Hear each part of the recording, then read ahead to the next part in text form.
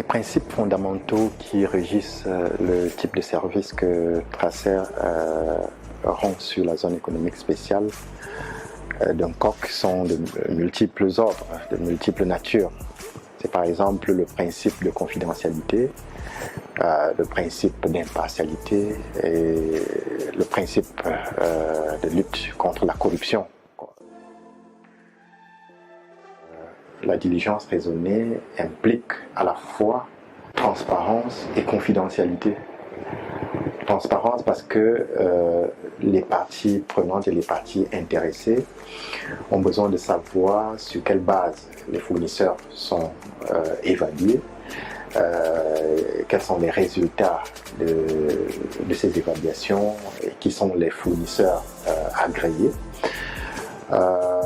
Confidentialité parce que les informations et documents que nous analysons dans le cadre de la diligence raisonnée et que nous archivons dans la base de données de Tracer sont parfois très sensibles et donc requièrent un minimum de confidentialité.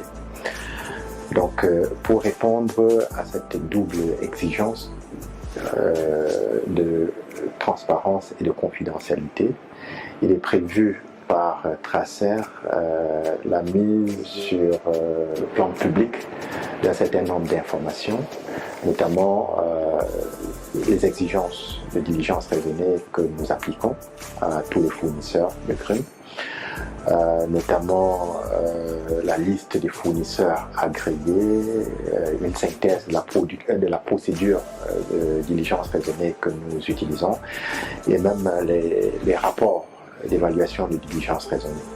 La publication de ces informations ou bien de ces documents sera faite sur un site web qui est en cours de développement et dont le développement sera achevé bientôt. Donc en ce qui concerne la confidentialité, le besoin de confidentialité, il s'applique beaucoup plus à la documentation de légalité des fournisseurs. Et pour cela, nous avons mis en place une procédure interne qui régit l'accès à ces documents et dont le principe est simple.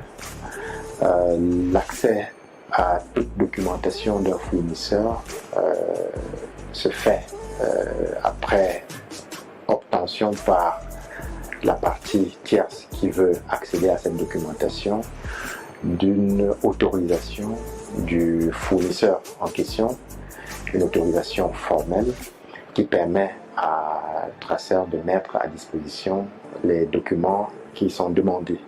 Cela nous permet de respecter nos engagements de confidentialité vis-à-vis de tous les fournisseurs.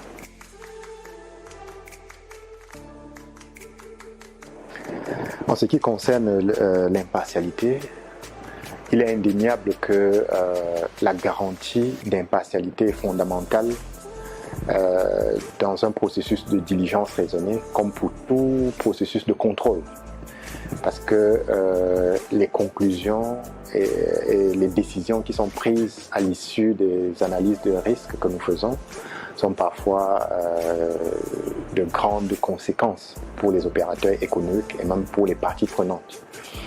Donc, conscient de cela, FRM a procédé à une analyse profonde de risques réels ou potentiels de conflits d'intérêts liés à toutes ces activités dans le secteur forêt-bois.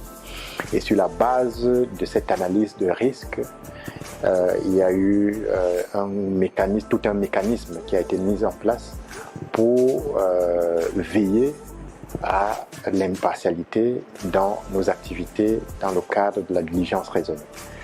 Et parmi ces mesures qui ont été mises en place figure en bonne place la mise sur pied d'un comité d'impartialité dont le rôle est d'assurer une veille en permanence sur les risques qui peuvent se présenter à l'impartialité dans le cadre de nos services. Il faut dire que la corruption est un facteur grave de risque d'atteinte à l'impartialité dans un travail de contrôle comme celui que fait Tracer sur la zone économique spéciale. Donc c'est pour cette raison que la lutte anticorruption constitue un point de vigilance particulier au sein du personnel Tracer.